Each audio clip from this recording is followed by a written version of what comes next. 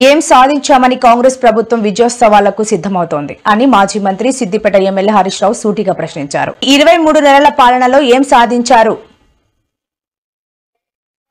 ఈ 23 నెలల పాలనలో ఏం సాధించారు అని విజయోత్సవాలు జరుపుతారు అని నిలదీశారు. ఇవాళ తెలంగాణ భవన్ లో హరీష్ రావు మీడియాతో మాట్లాడారు. కాంగ్రెస్ ప్రభుత్వ విజయోత్సవ కార్యక్రమాలు నడుపుతారంటూ ఎందుకు నాయన తుపాకులు పెట్టి వసూళ్లు బాగా చేసినందుక, కమిషన్ల కోసం కేబినెట్ లో గల్లాలు పట్టుకొని కొట్టుకున్నందుక, మంత్రుల మధ్య తగాదాలు జరుగుతున్నందుక ఏం సాధించామని కాంగ్రెస్ ప్రభుత్వం విజయోత్సవాలకు సిద్ధమవుతోంది అని హరీష్ రావు ప్రశ్నించారు.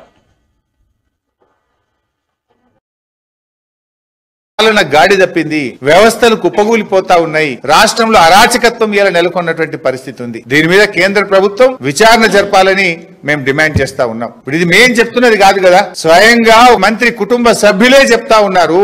తుపాకీ ముఖ్యమంత్రి ఇచ్చిండు అని చెప్తున్నారు, గన్ను పెట్టి వాటాల కోసం వసూలు చేసిండ్రు అని చెప్తున్నారు, ఫైళ్లు ఆపిండ్రు తమ్ముళ్ల కోసము అని చెప్తా ఉన్నారు, టెండర్లు వేయొద్దని హుకుం జారీ చేసిండ్రు అని చెప్తా ఉన్నారు.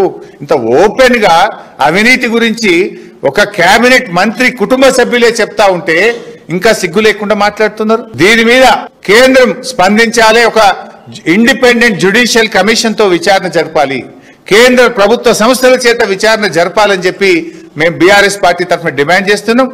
కేబినెట్ అనేది ఈ రోజు 1 కాదు 2 కాదు 6 డజన్ వర్గాలుగా విడిపోయినటువంటి పరిస్థితి, గ్రూపులుగా